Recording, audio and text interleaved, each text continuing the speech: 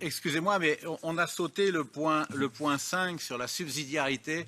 Et comme je suis le rapporteur, ça me chagrine un peu.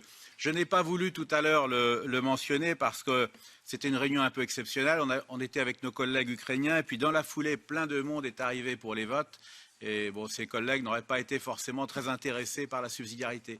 Mais si vous pouvez m'accorder 3 minutes, j'aimerais quand même, par respect pour les parlements nationaux, souligner ce qu'ils nous font savoir. Alors, ça sera rapide. Il y a 2 textes qui posent problème.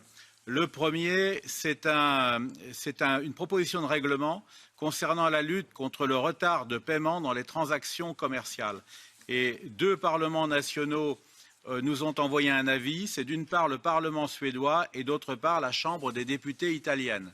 Et ils ont exactement la même argumentation, c'est-à-dire qu'ils pensent que ce texte met en cause la subsidiarité parce que cette proposition de règlement fixe un délai obligatoire de paiement de 30 jours, ce qu'ils trouvent trop rigide. Et d'autre part, ce même règlement fixe un taux d'intérêt qui est prédéterminé pour les intérêts de retard. Et donc l'argumentation de ces 2 parlements nationaux, ça consiste à dire que ça restreint trop la liberté contractuelle. Ces 2 parlements défendent plus précisément le droit des entreprises de convenir du délai de paiement et du taux des intérêts de retard. Je trouve que c'est très intéressant. Je ne suis pas loin de partager leur avis, pour tout vous dire. Bien. Donc au moins j'aurais été leur avocat.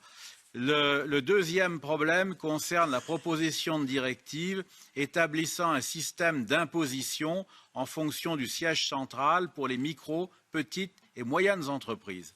Et là, c'est le Parlement suédois, à nouveau, qui proteste. Il y voit une violation de la subsidiarité parce que, explique-t-il, ce texte viole, je le cite, la compétence fiscale des États membres en matière de fiscalité directe. Plus précisément, le Parlement suédois estime qu'il y a là un risque de dumping social et donc de distorsion de la concurrence.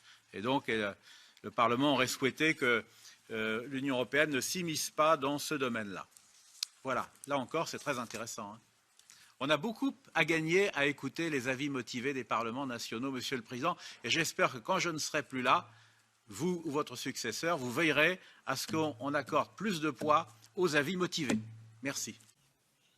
Merci, Monsieur Le Breton, pour la présentation sur la subsidiarité qui est vraiment au fond de la coopération européenne, qu'il y a une excellente coopération entre les parlements nationaux et le Parlement européen. Donc, merci beaucoup pour votre présentation.